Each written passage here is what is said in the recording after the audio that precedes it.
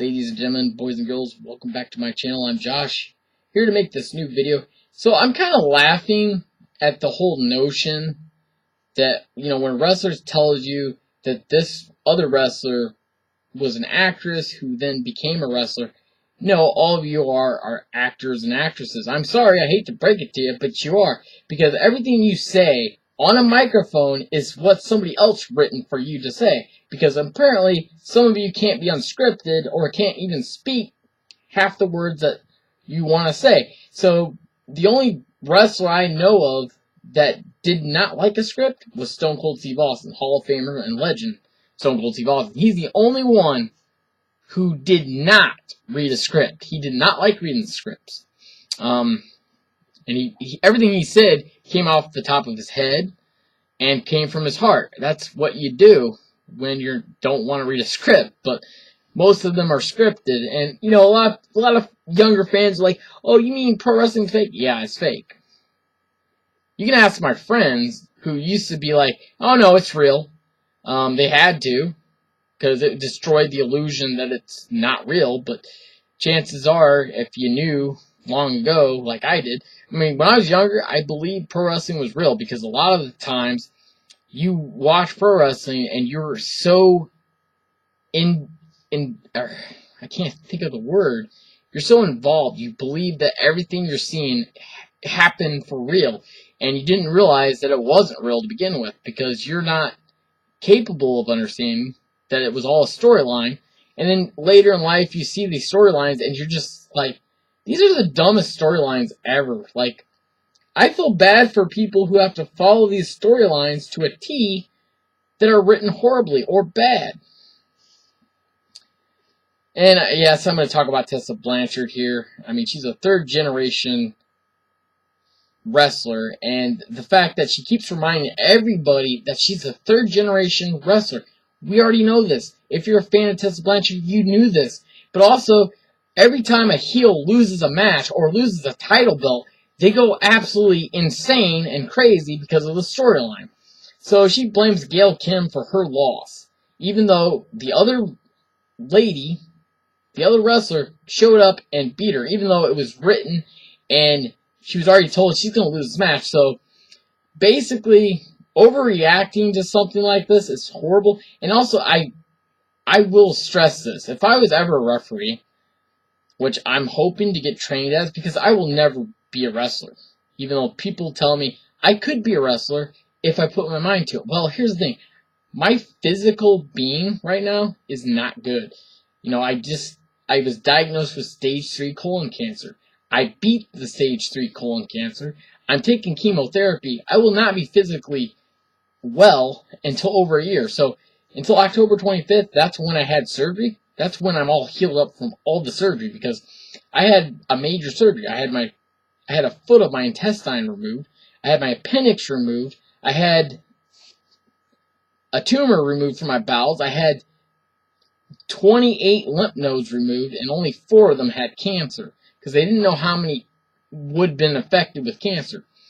But the fact is, and I'm not trying to say wrestling, the actors and actresses who are involved in wrestling are dumb or anything.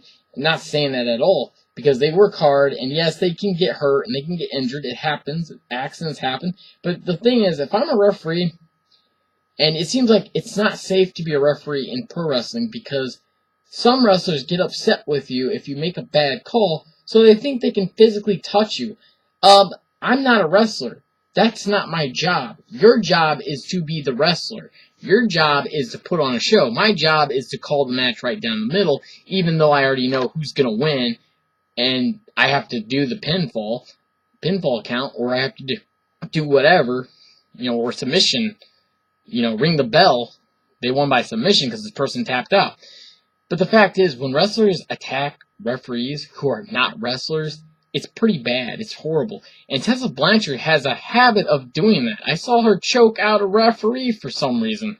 Why? Because she didn't like the referee. She didn't like the referee getting in her face. Well, excuse me, but that's my job. My job is to get in your face and demand you to stop, or else I'm going to count to 5, and if you don't release the hold, because clearly you're on the ropes, then you're going to get disqualified. Or if you use a weapon and you hit somebody when it's not a hardcore wrestling match or whatever the stipulation is, if it's no DQ, then I can call you out and disqualify you right on the spot.